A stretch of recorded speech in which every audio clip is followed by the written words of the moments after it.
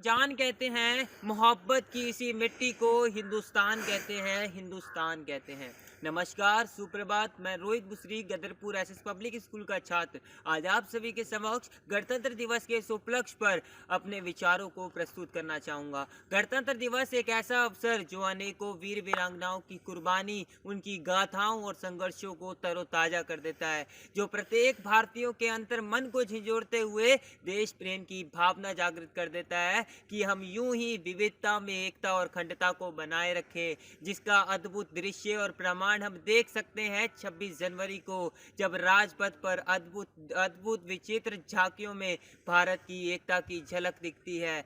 विश्व पटल के मानचित्र पर भारत का सम्मान रहे, जाति धर्म से ऊपर उठकर अपनी एक पहचान रहे। अरे हिंदू मुस्लिम सिख ईसाई मजहब चाहे हो कोई, सबके दिलों में जिंदा हिंदुस्तान रहे, हिंदुस्तान रहे। आज़ादी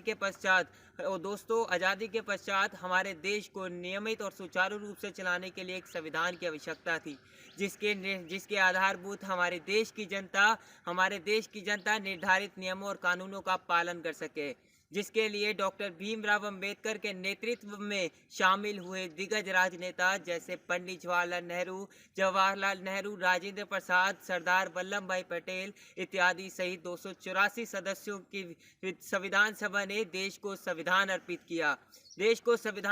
किया और आज देश का प्रत्येक नागरिक गणतंत्र दिवस को बड़े ही उमंग और उत्साह के साथ मना रहा है। गणतंत्र दिवस कोई पर्व नहीं बल्कि एक सम्मान और एक गौरव की बात है। आओ सलाम करें उन्हें इस गणतंत्र दिवस पर जो इसके असली हकदार हैं। मिट्टी का हर कतरा उन्हीं का कर्जदार है।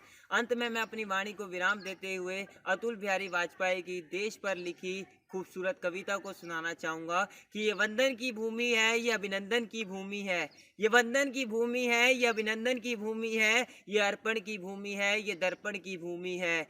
इसका कंकर कंकर शंकर है, इसका बिंदु बिंदु गंगा जल है। हम मरेंगे तो इसके लिए, जिएंगे तो इसके लिए, और मरने के बाद गंगा में बहती अस्थियों में कोई कान लगाकर सुनेगा तो एक ही आवाज़ सुनाई देगी, भारत माता की जय, भारत माता की जय। धन्यवाद।